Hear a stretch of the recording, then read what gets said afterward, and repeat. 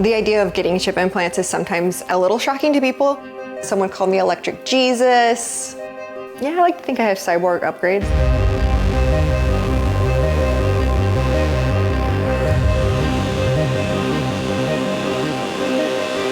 I kind of view it as what it could be.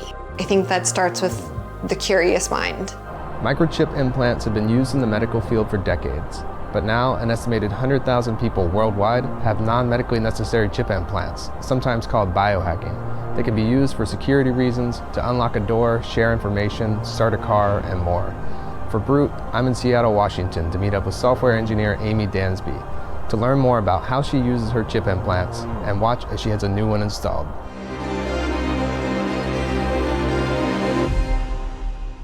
Not everyone gets excited when I think about like, oh, this is a chip implant. It's not for everyone, but it doesn't have to be. The chips are no bigger than a grain of rice. At least here in the US, there's an idea of microchipping your dog or your pet. So if they're lost, you can take them back to the vet and they can scan them, and it has like ID contact information of the owner. It is essentially the same thing. It's about the size of a grain of cooked rice. The implant is just in a hollow injectable needle. One big deep breath. And out. And it just goes underneath the skin. It's just like going to get a piercing. I originally wanted to get one because it gave you access control to unlock your door. Well, I don't have to carry keys anymore. This is my front door. It's locked. This is the Samsung keypad. I cannot get in. All I have to do, just take my transponder implant, put it there, open. Voila. I was very curious like how that worked, what else you could do with it, how much data you could actually store on it. So I have 3 chip implants so far. I have one in the webbing of my hand, one in the top of my hand, and one in my forearm. Started with the one in the webbing in my hand. Essentially they're all RFID or NFC, which is just this near field communication. It's not connected to the internet. That's what a lot of people think it does. It is not active, meaning it doesn't have a battery in me. It's not always putting out a signal. It is passive. I have my contact info linked to this one specifically. And the nice thing about having the LED, pops up and shows where it is in your reader, and then it will take you to my web page. Parents always encourage us, like if we were curious, like whenever I would get new toys, like I would want to take them apart to figure out like, how do they work? How do they move? I got to make and blow up stuff and have little electricity, like science projects, and absolutely loved that part of my childhood. My day walker job is as a software engineer in the gaming industry. And by night, I make cosplay, I work on Lego, I do 3D printing, I do CNC, I do ethical satellite hacking. I don't consider myself an artistic person or creative without the use of like any type of technology. I love making cosplay stuff. Like if I could have my chip implant work with a cosplay prop so I could pick it up and it would light up, that would be amazing. My idea was like, all right, this is probably not the worst thing I've put in my body. What else can I do with these implants? And that led to the journey of getting the Tesla implant and kind of making my own.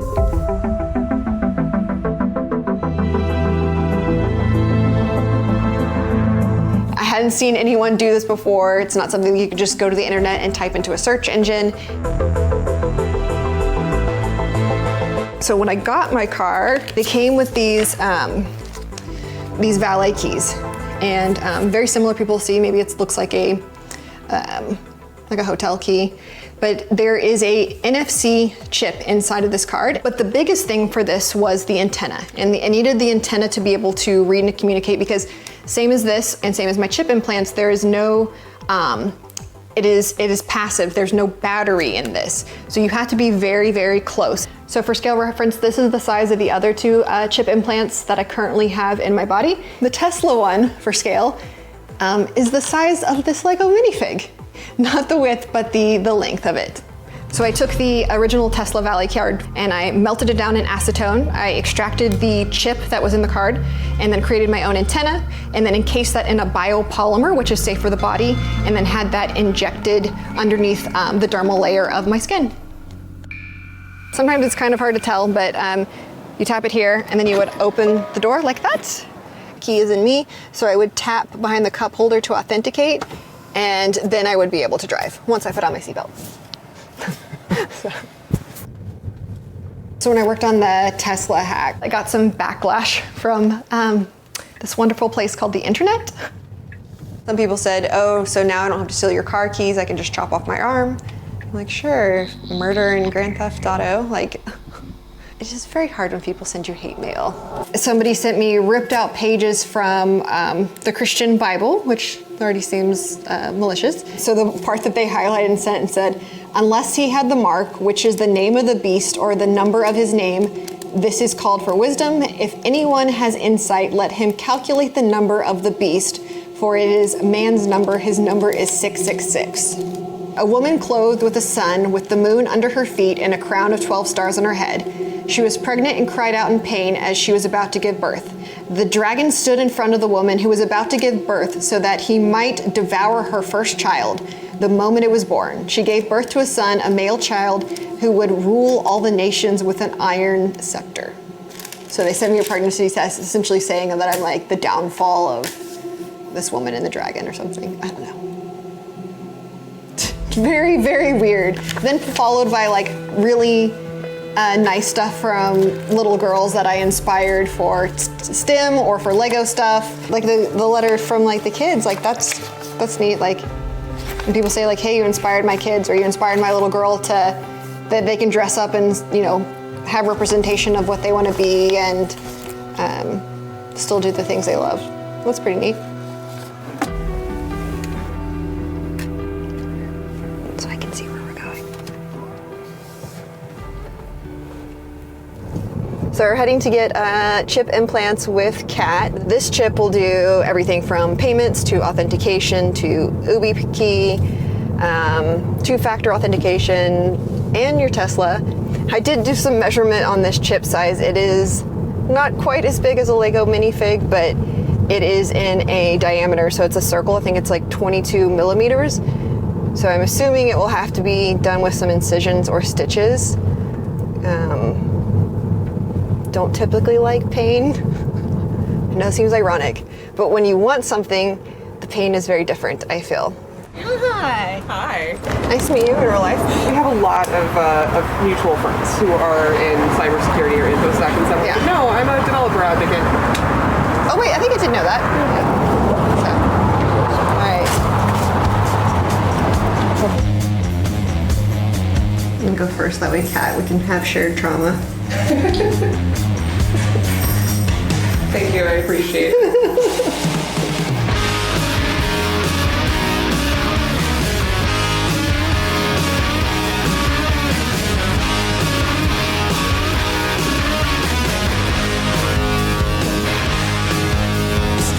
You're being a real trooper, Amie. I can take the pain.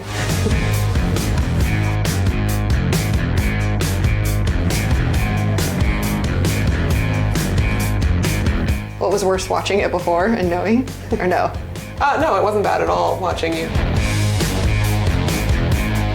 My friend Charlotte has a couple of implants too, and she's extremely interested in the larger ones. She doesn't know exactly what I'm getting, she just knows I'm getting a bigger one than she has. I'll be interested to see if TSA has anything to say about this tomorrow. If this one's any bigger? Yeah, because this one's so much bigger, like... Yeah, that's what I would be curious about. Let me know how that goes. I will, yeah.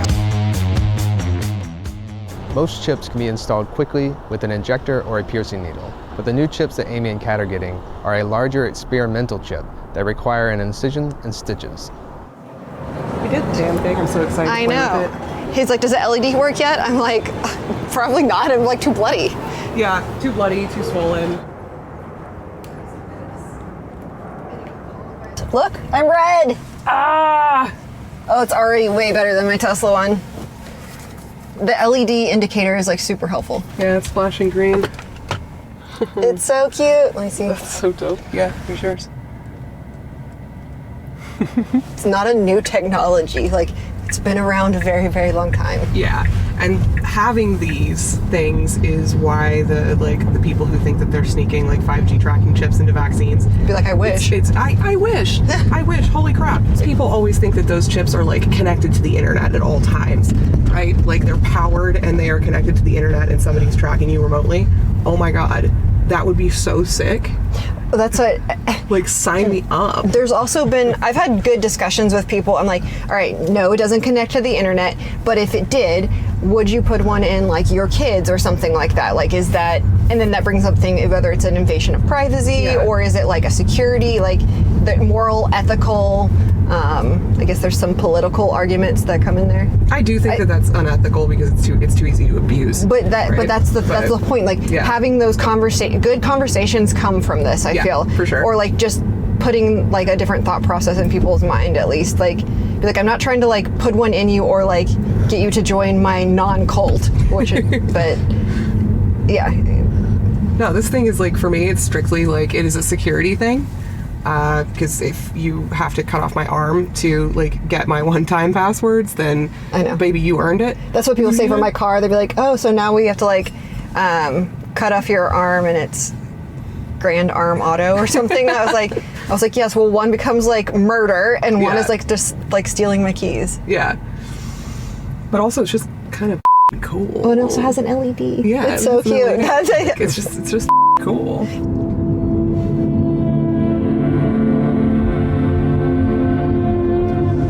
Some people think it's weird to have a chip implant, but in some way I look at the beauty industry. I see ads on social media all the time, like, you know, it's so common now for women to have Botox and filler and it's considered the sign of beauty, and even in the like plastic surgery, I think it's so interesting that some of those things are totally acceptable and normal, but to have a chip implant is like, oh my gosh, it's not normal. You see how I'm flashing red? There we go. If I'm trying to convince you to get a chip implant, like, it's ultimately your choice. I'm not trying to like win you over to my side. If I can just educate you and you can make your own informed decision, then I've already like done something to get you thinking in a different way.